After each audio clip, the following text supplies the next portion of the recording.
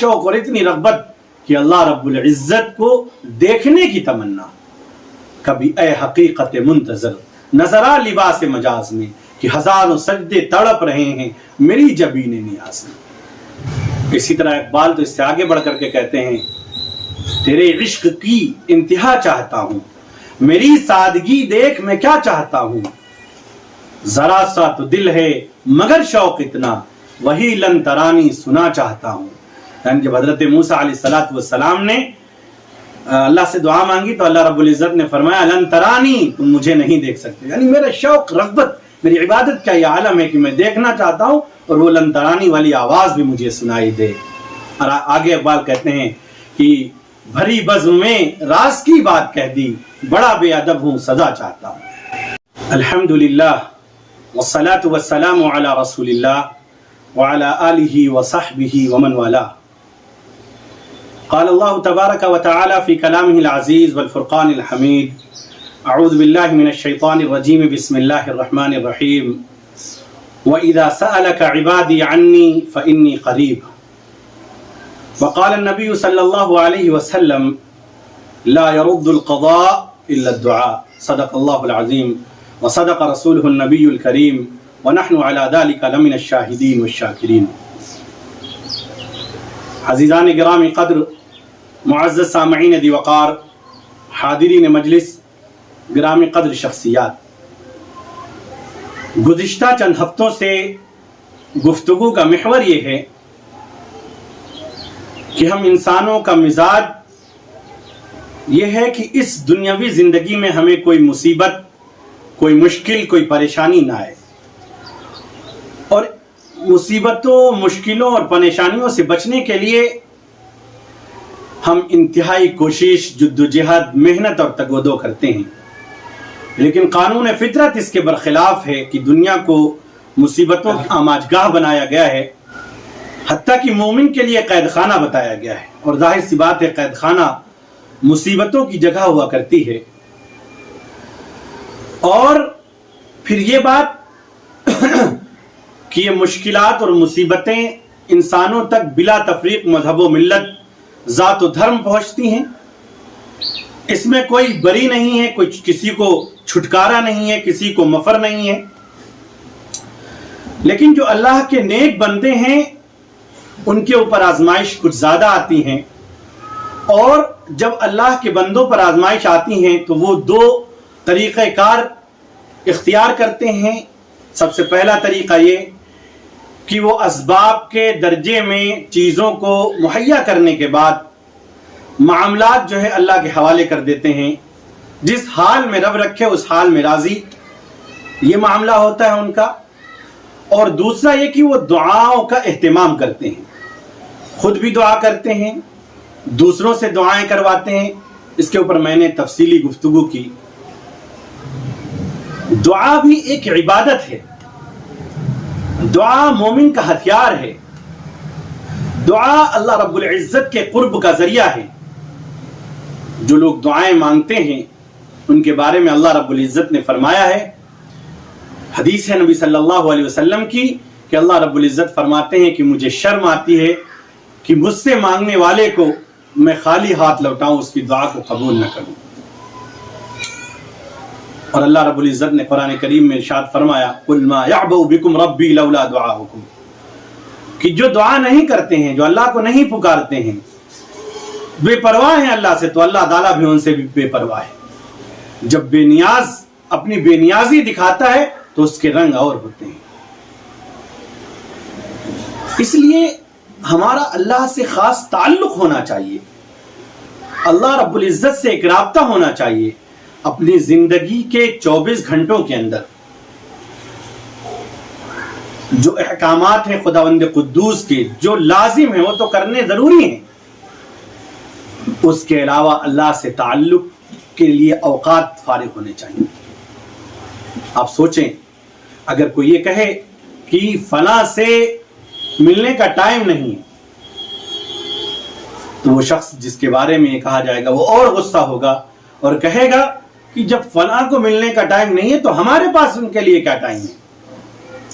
آپ سوچیں، یہ تو عام انسانوں کی بات ہوتی ہے، جو احکم الحاکمین ہے، جو رب العالمین ہے، جو سارے جہاں کا پروردگار ہے، اگر ہم یہ کہیں کہ ہمارے پاس نماز کے لیے ٹائم نہیں ہے، دعاؤں کے لیے ٹائم نہیں ہے، وقت نہیں نکلتا ہے، تو سوچئے کتنی بڑی جرت کی بات ہے کہ ہم ڈائریکٹ اللہ رب العزت کے حکم کی نافرمانی اس انداز سے کر رہے ہیں کہ ہمارے پاس ٹائم نہیں ہے۔ اور دوسری بات یہ کہ اسلام دین بڑا پیارا مذہب ہے، بڑا پیارا مذہب ہے۔ جتنے بھی اعمال حسنہ ہوں، جتنے بھی اخلاق حسنہ ہوں، سب کو ایک عبادت کا درجہ دے دیا گیا۔ ماں باپ کی خدمت ہو، بچوں کی تربیت ہو، بچوں کے لیے روزی کمانا ہو، غریبوں کی مدد ہو، کسی بھی طرح کا کوئی بھی خیر کا کام ہو، حتیٰ کہ ایذا رسانی والی چیزوں کو راستے سے ہٹا دینا بھی صدقہ ہے اور عبادت ہے۔ اب لوگ کہتے ہیں کہ بھائی روزی روٹی کمانا بھی تو عبادت ہے، اس کی اندر لگنے کی وجہ سے وہ جو عبادات مقصودہ اور جس کا حکم دیا گیا ہے ان عبادات سے جو ہے لوگ کنارہ کشی اختیار کرتے ہیں۔ بڑے افسوس کا مقام ہے، بڑے افسوس کی بات ہے۔ ہمیں اللہ رب العزت سے عبادات کی توفیق مانگنی چاہیے، نمازوں کی توفیق مانگنی چاہیے، دعاؤں کی توفیق مانگنی چاہیے، قرآن کریم کی تلاوت کی توفیق مانگنی چاہیے۔ جب تک ہم اللہ رب العزت سے توفیق مانگیں گے نہیں، اللہ رب العزت کیوں توفیق عطا کریں گے؟ اور جب ہمیں توفیق عطا ہو جائے تو پھر ایک نماز پڑھنا ہوتا ہے اور ایک شوق سے نماز پڑھنا ہوتا ہے، ایک ذکر کرنا ہوتا ہے، ایک شوق سے ذکر کرنا ہوتا ہے، ایک دعا مانگنی ہوتی ہے، ایک شوق اور رغبت کے ساتھ، گریہ وزاری کے ساتھ دعائیں مانگنی ہوتی ہیں۔ شوق سے وضو کریں، دل سے مصلی کو بچھائیں، اللہ کے سامنے اپنے آپ کو پیش کریں، اللہ کا نام لیں، اللہ کا ذکر کریں، اللہ کی عبادت کریں، اپنی حاجتوں کو اللہ کے سامنے رکھیں، گڑ گڑائیں۔ سیدنا محمد الرسول اللہ صلی اللہ علیہ وسلم کے صحابہ سیدنا محمد رسول اللہ صلی اللہ علیہ وسلم کے پاس تشریف لائے اور کہنے لگے، اے آقا صلی اللہ علیہ وسلم، ایک عرصہ ہو گیا ہے اللہ کی حمد و ثنا بیان کرتے ہوئے، تسبیح و تحلیل و تکبیر اور تقدیس بیان کرتے ہوئے، کلمہ لا الہ الا اللہ کا ورد کرتے ہوئے، سبحان اللہ پڑھتے ہوئے ایک عرصہ گزر گیا ہے اللہ اللہ کرتے ہوئے۔ اب تو دل یہ کرتا ہے، اب تو شوق یہ ہے کہ اپنے پروردگار کو دیکھیں کہ کیسا ہے پروردگار، کہاں ہے ہمارا پروردگار۔ صحابہ اکرام رضوان اللہ تعالی علیہم اجمعین کی عبادت کا خلاصہ یہ تھا کہ اتنا شوق اور اتنی رغبت کہ اللہ رب العزت کو دیکھنے کی تمنا۔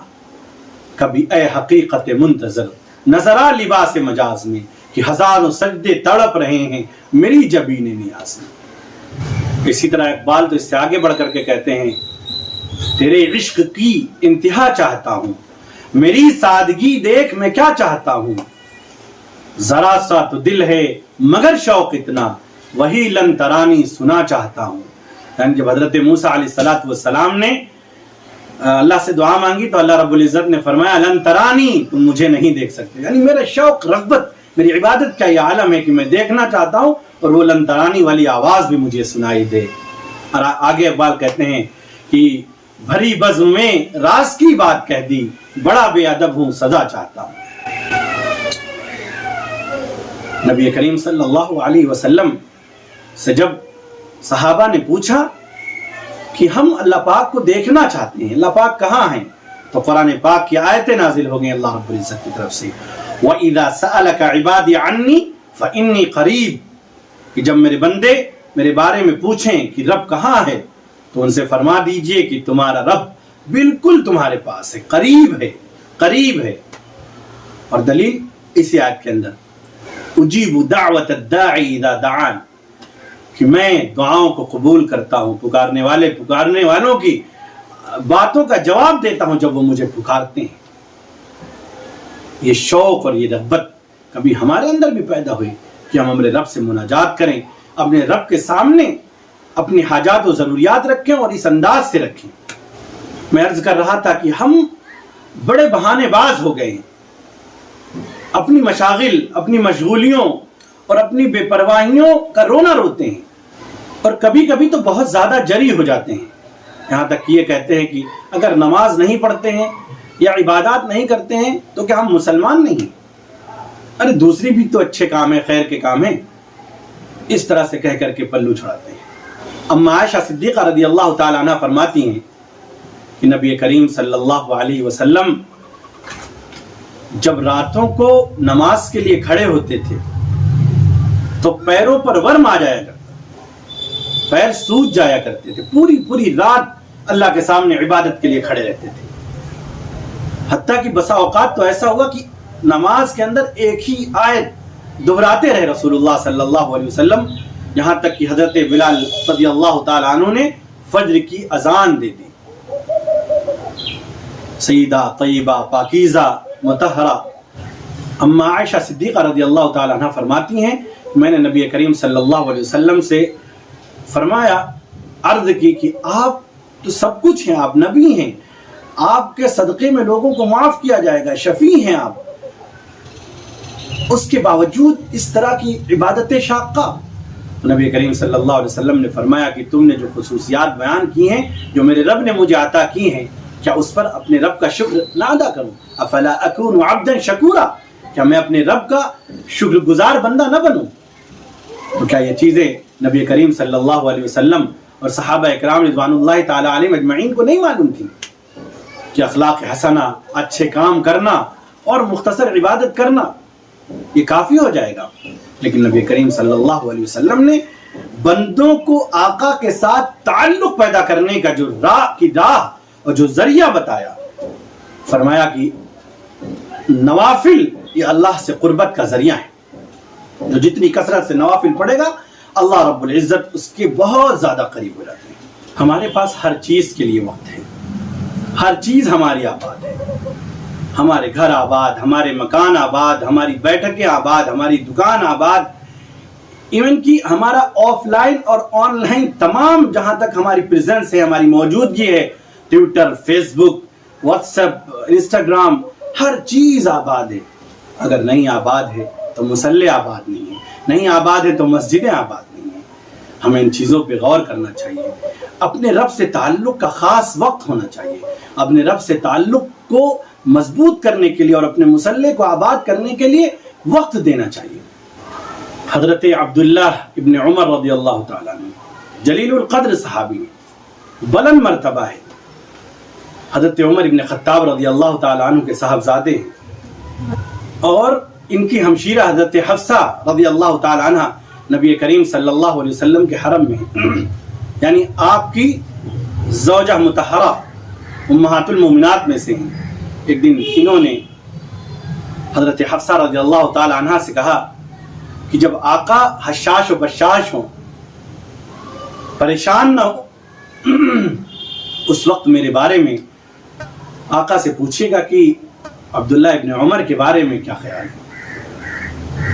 نبی کریم صلی اللہ علیہ وسلم اما حفصہ کے پاس تشریف لائیں، انہوں نے کھانا وغیرہ لگایا اور وہ انتظار میں تھی کہ نبی کریم صلی اللہ علیہ وسلم سے گفتگو کا موقع ملا تو فوراً پوچھا کہ میرے بھائی کے بارے میں آپ کا کیا خیال ہے۔ نبی کریم صلی اللہ علیہ وسلم مسکرائے اور فرمایا رجل صالح، نیک آدمی ہے، لیکن میں نے سنا ہے کہ وہ عشاء کی نماز پڑھ کر کے جلدی سو جاتے ہیں اور پھر پوری رات سوئے رہتے ہیں، فجر میں اٹھتے ہیں۔ ان کو چاہیے کہ تہجد پڑھا کریں، رات کے کسی پہر اٹھ کر کے اللہ کی عبادت کیا کریں۔ میرے نوجوانوں، میرے دوستوں، میرے بزرگوں، خاص کر نوجوانوں، آپ سوچئے کہ فجر میں اٹھ جاتے تھے، اس کے باوجود آقا صلی اللہ علیہ وسلم سے جب دریافت کروایا انہوں نے تو پھر آقا صلی اللہ علیہ وسلم نے ارشاد فرمایا کہ تہجد بھی پڑھا کریں۔ نوجوانوں کو ایسا وقت ہونا چاہیے اللہ کا، خاص طور سے اللہ کے لیے ہونا چاہیے، جس میں تمام طرح کے رشتے ناتے چیزوں کو بند کر کے، ختم کر کے، موبائل آف کر کے، مصلے بچھا کر کے اللہ کے سامنے اپنے آپ کو پیش کرنا چاہیے، اللہ سے اپنا ربط پیدا کرنا چاہیے، غلامی کا احساس کرنا چاہیے۔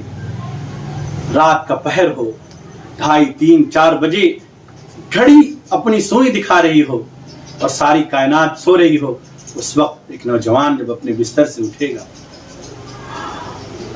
وضو کرے گا، مصلی بچھائے گا اور اللہ کے سامنے اپنے آپ کو پیش کرے گا، روایتوں میں آتا ہے کہ تمام نمازوں کے لیے اللہ رب العزت ثواب عطا فرماتے ہیں، لیکن اس تہجد کے لیے اللہ رب العزت خوش ہوتے ہیں، مسکراتے ہیں۔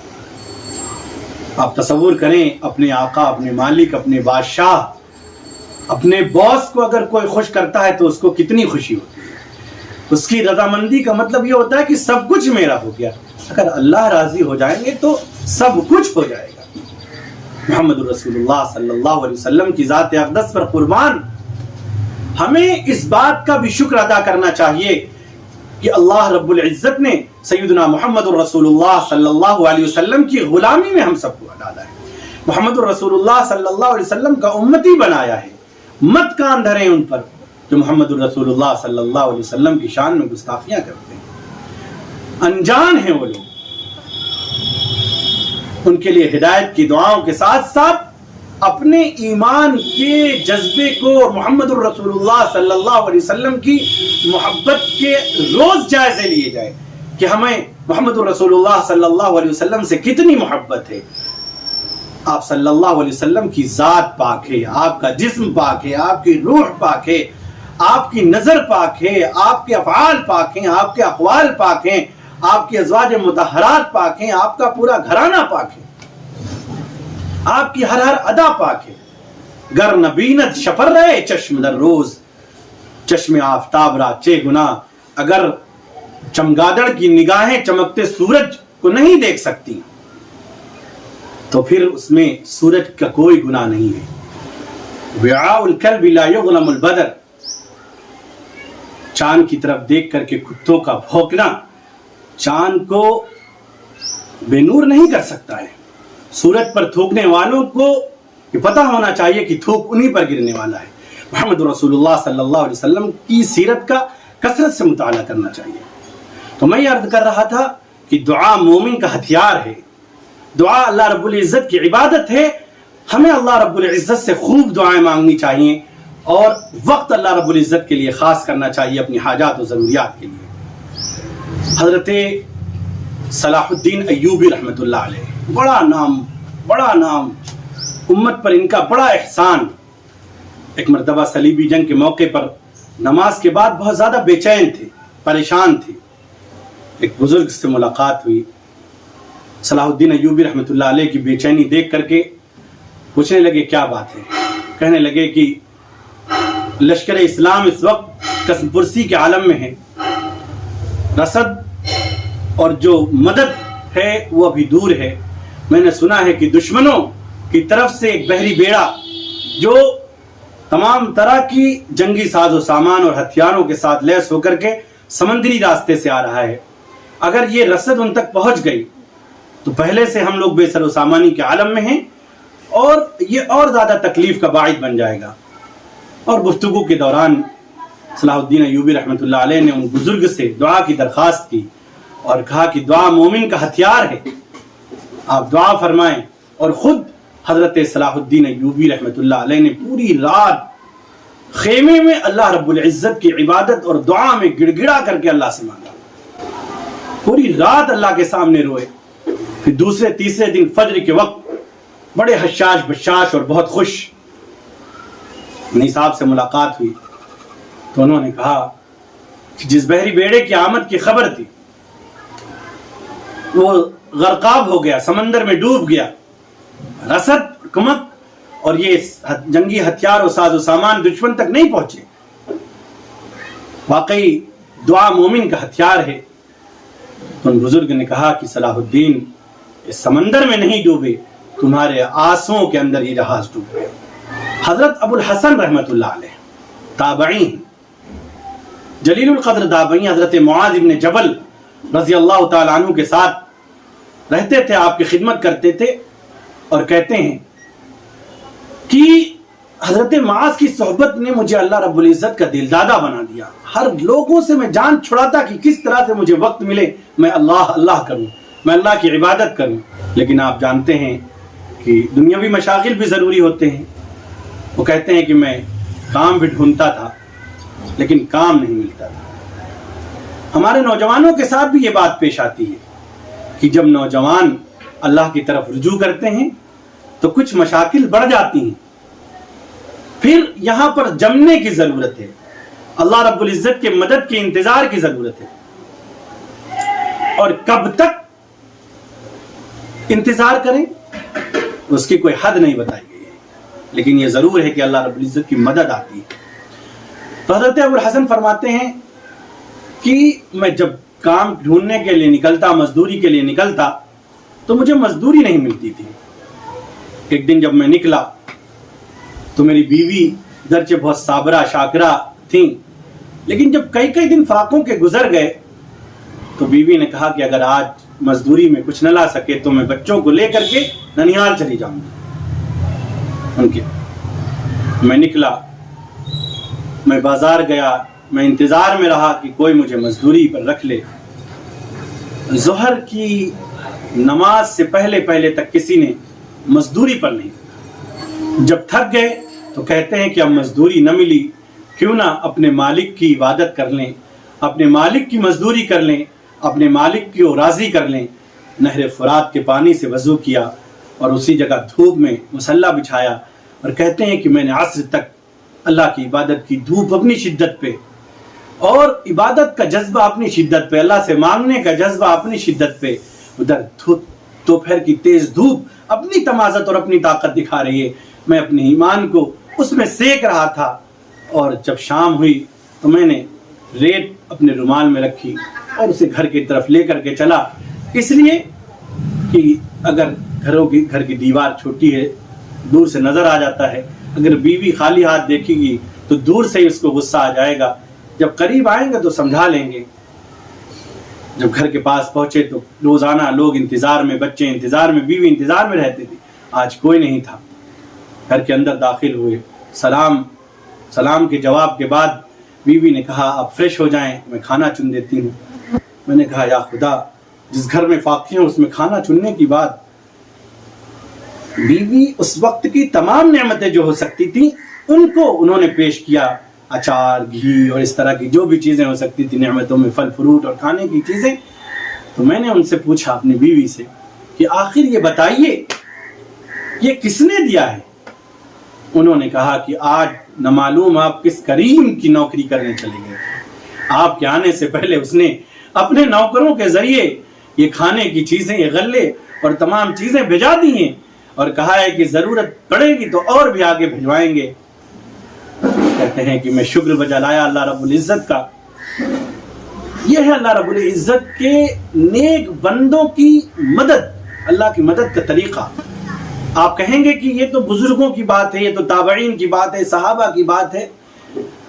میرے محترم بزرگوں، دوستو، میں پرسنل اور بہت قریبی ایک شخص کو جانتا ہوں۔ ایک شخصیت ایسی ہیں جو اپنے وطن سے دور ملازم تھے، سرکاری ملازم، بچے چھوٹے چھوٹے تھے۔ اب وہاں پر کوئی رشتہ دار، ناطے دار، قرابت دار نہیں، پڑوسی، وہ بھی پڑوس، غریب پڑوسیوں کا۔ کسی وجہ سے ان حضرت کی تقریباً 11 مہینے کی سرکاری تنخواہ ان کے بڑے نظما اور منتظمین اور جو مینجمنٹ کے لوگ ہوتے ہیں انہوں نے روک دی۔ اور یہ واقعہ وہ خود اپنا بتاتے ہیں، مجھ سے بذات خود یہ بات شیئر کرنے والے۔ پہلا مہینہ کسی طرح گزرا، محلے کی دکان سے غلہ اور تیل چیزیں لی، شرافت میں تھوڑا مشہور ہو گئے تھے، لوگ چیزیں دے دیتے تھے۔ دوسرا مہینہ گزرا، تیسرا مہینہ گزرا، اب کہتے ہیں کہ مجھے خود شرم آنے لگی کہ لوگوں سے ادھار سامان مانگا جائے۔ پریشانی بڑھتی جا رہی تھی، کسی طرح سے دن گزر رہے تھے، حتیٰ کہ اللہ سے مانگتے رہے 11 مہینے گزر گئے۔ اس دوران، اب 11ویں مہینے میں یہ مجھے یاد نہیں ہے، اس دوران جب یہ تنگی کا عالم تھا، بہت پریشان تھے، گھر میں ایک پیسہ بھی نہیں تھا کہ بچوں کے لیے دوا کا انتظام ہو یا کچھ۔ اور آپ جانتے ہیں کہ ملازم پیشہ لوگوں کی جو اساس ہوتی ہے وہ تنخواہ ہی ہوتی ہے، اور وہ زمانے کی بات ہے جب تنخواہ بھی تھوڑی ہوا کرتی تھی، سرکاری تنخواہ بھی تھوڑی ہوا کرتی تھی۔ وہ کہتے ہیں کہ ایک دوپہر میرے گھر کا دروازہ کسی نے کھٹکھٹایا. میں اپنی بیوی کے ساتھ اللہ سے مناجات کر ہی رہا تھا، پریشان تھا کہ کیا ہو. محلے میں برابر رہنے والے پڑوسی، وہ بھی غریب، ان کی بھی اہل و عیال اور کافی بچے، میں ان کو بھی پرسنلی جانتا ہوں. انہوں نے کہا کہ میں نے بہت پہلے ایک زمین لی تھی اور اس کو میں نے ابھی بیچا ہے اور مجھے اللہ نے اس میں بہت نفع دیا. میں نے اپنی ضروریات پوری کی ہیں، ضروریات کے بعد بھی پیسے بچ گئے ہیں اور کچھ پیسے ہیں، یعنی بڑی رقم، جو میں آپ کو دینا چاہتا ہوں. آپ اپنی ضرورت پوری کریں اس سے، ادھار نہیں، قرض نہیں. جب آپ کے پاس ہو جائیں گے، دل چاہے گا تو ادا کیجئے گا، دے دیجئے گا، اور دل نہیں چاہے گا تو اس کو آپ رکھیے. وہ کہتے ہیں کہ میں حیران رہ گیا اللہ رب العزت کی اس مدد سے. لیکن کتنا انسان صبر کرے، اس کی کوئی حد متعین نہیں کی. اللہ رب العزت اپنے نیک بندوں کے ساتھ اسی طرح سے معاملہ فرماتے ہیں.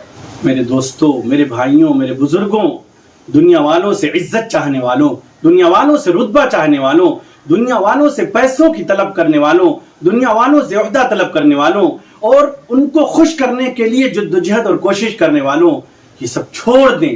بیکار کی چیزیں ہیں، کسی کو راضی نہیں کر سکتے. ان دنیا والوں کو آپ راضی کر سکتے ہیں، ان نیتا نگریوں کو آپ راضی کر سکتے ہیں، ان ادھیکاریوں کو آپ راضی کر سکتے ہیں جو خود رشوت خور ہوں، جو خود حرام خور ہوں. ان کے لیے آپ اپنے رب کو ناراض کرتے ہیں. ہرگز ایسا نہ کریں، ہرگز ایسا نہ کریں. آپ ان کو خوش کر ہی نہیں سکتے اور کرنا بھی نہیں چاہیے. صبح کو یہ کچھ کہیں گے اور شام کو یہ کچھ کہیں گے. اگر آپ ان تک اپنی حاجات و ضروریات لے کر کے جائیں گے تو یہ آپ کا مذاق اڑائیں گے. دوست بھی اس وقت تک کام آتا ہے جب تک آپ اس کے سامنے اپنی حاجات و ضروریات نہ رکھیں، اور جیسے ہی اپنی حاجت و ضروریات آپ دوست کے سامنے رکھتے ہیں وہ بھی راستہ کاٹ دیتا ہے. دوست بنائیں تو اللہ تعالیٰ کو بنائیں، اللہ رب العزت کو بنائیں، جو کہتا ہے الا ان اولیاء اللہ لا خوف علیہم ولا هم يحزنون، کہ اللہ رب العزت کے دوستوں کو نہ ڈر ہوگا نہ کسی چیز کا رنج و علم ہوگا. اللہ سے دوستی کریں، اللہ سے مناجات کریں، اللہ سے اپنے آپ کو پیش کریں، اللہ سے دوستی کر کے اپنی ضروریات و حاجات کو رکھیں. نبی کریم صلی اللہ علیہ وسلم نے ارشاد فرمایا کہ اپنی ہر ضرورت کو اللہ کے سامنے رکھیں، کتنی چھوٹی ضرورت رکھیں. علماء نے لکھا ہے کہ نمک تک کی اگر حاجت و ضرورت پیش آئے تو اس کو اللہ کے سامنے رکھیں. میں نے عرض کیا تھا کہ حدیث میں ہے کہ اللہ رب العزت فرماتے ہیں کہ مجھے شرم آتی ہے کہ اگر میرا بندہ میرے سامنے اپنی حاجت رکھے اور اس کی میں حاجت روائی نہ کروں. قرآن کریم کی تلاوت کے ساتھ تعلق پیدا کریں. سورۃ الملک، بڑی فضیلتیں آئی ہیں اس کی. قرآن کریم کی کثرت سے تلاوت کریں اور خصوصاً اس سورت کا بھی اہتمام کریں. قیامت کے دن پورا قرآن اور خصوصی طور پہ سورۃ الملک اپنے پڑھنے والے کی اللہ سے مغفرت اور سفارش کریں. سورہ واقعہ عظیم سورت ہے، 2 رکوع کی سورت ہے، اس کو زبانی یاد کر لیں. روایتوں میں آتا ہے کہ اس کے پڑھنے والے کو فاقہ نہیں ہوتا ہے. حضرت عبداللہ ابن مسعود رضی اللہ تعالیٰ عنہ بڑی شان والے صحابی، بڑی شان والے، سیدنا محمد رسول اللہ صلی اللہ علیہ وسلم کے بہت چہیتے تھے. بہت سی روایات آپ سے منقول ہیں. نبی کریم صلی اللہ علیہ وسلم کے ساتھ حاضر باش، آپ کے شاگرد، آپ نے فقاہت کی، ان کے لیے دعا فرمائی. بیماری کی حالت میں ہیں اور مالی تنگی کی حالت میں ہیں. حضرت عثمان غنی رضی اللہ تعالیٰ عنہ تشریف لاتے اور فرماتے ہیں کہ اگر آپ اجازت دیں تو بیت المال سے آپ کے لیے کچھ وظیفہ جاری کر دیں آپ کی بیٹیوں کے لیے، کیونکہ آپ بیٹی والے ہیں. تو انہوں نے کہا کہ آپ کی مہربانی کا بہت بہت شکریہ، لیکن آپ کو معلوم ہے کہ میں نے اپنی بیٹیوں کے لیے ایسا خزانہ جو رسول اللہ صلی اللہ علیہ وسلم نے عطا فرمایا تھا ان کو سکھا دیا ہے کہ ان کو کسی چیز کی ضرورت نہیں پیش آئے گی، فاقہ تو آئے گا ہی نہیں. سورہ واقعہ میں نے ان کو یاد کرا دی ہے، ان کو پڑھا دیا ہے اور ان کی تربیت کر دی ہے سورہ واقعہ پڑھنے کی.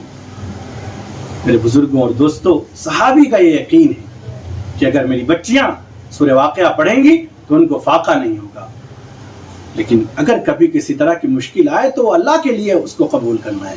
اس طرح کی چیزوں کا اہتمام کریں، اپنے تعلق کو اللہ سے پیدا کریں، دنیا والوں کی سے نظریں ہٹائیں، اللہ کے لیے اپنے آپ کو پیش کریں، مضبوط ارادے والے بنیں، استقامت والے بنیں، اور مضبوط ارادے والوں کو کوئی ٹس سے مس نہیں کر سکتا ہے۔ اور پھر میں ایک بار کہتا ہوں کہ دعا مومن کا ہتھیار ہے، ہتھیار ہے، اس کو سمجھنے کی کوشش کریں۔ آپ دنیا کی تاریخ اٹھا کر کے دیکھیں، رسول اللہ صلی اللہ علیہ وسلم کی عادت شریفہ اٹھا کر کے دیکھیں۔ حضرت انس رضی اللہ تعالیٰ عنہ فرماتے ہیں کہ تمام چیزوں کے بعد میں نے نبی کریم صلی اللہ علیہ وسلم کی دعاؤں کا رنگ دیکھا ہے، کہ نبی کریم صلی اللہ علیہ وسلم کی آہوازاری دیکھی ہے، آنکھوں سے ٹپکتے ہوئے آنسو اور بہتے ہوئے آنسو دیکھے ہیں، اور بدر کے اور احد کے موقع پہ رسول اللہ صلی اللہ علیہ وسلم کا اپنے آپ کو اللہ کے سامنے پیش کرنا اور اس انداز سے پیش کرنا کہ اے اللہ یہ جو چھوٹی سی ٹکڑی ہے یہ آپ کے بھروسے آئی ہوئی ہے، اگر آج یہ مٹ گئے تو پھر اسلام کا کوئی نام لینے والا نہ ہوگا۔ اس طرح سے گڑ گڑا کر کے محمد رسول اللہ صلی اللہ علیہ وسلم دعا فرماتے تھے۔ آپ نے سکھایا ہے ان باتوں کو، ہمیں سیکھنا چاہیے، اور خاص طور سے اس وقت کے ماحول کے اندر دعاؤں کو اپنا وسیلہ بنانا چاہیے، اپنا ہتھیار بنانا چاہیے۔ اس سے دشمن بھی پگھلتا ہے، دوست بنتا ہے، اور پھر جب اللہ کی نظر، بے نیاز کی نظر کسی سے پھرتی ہے تو پھر اس کو کہیں جگہ نہیں ملتی ہے۔ وقتی زمزمے ہو سکتے ہیں لیکن پھر تاریخ ان کو مٹا دیتی ہے، ان کو بھلا دیتی ہے، اور نام صرف باقی رہتا ہے اللہ کا، اور اللہ کے نام لینے والوں کا۔ اللہ تعالیٰ کہنے سننے سے زیادہ عمل کی توفیق نصیب فرمائے۔ وآخر دعوانا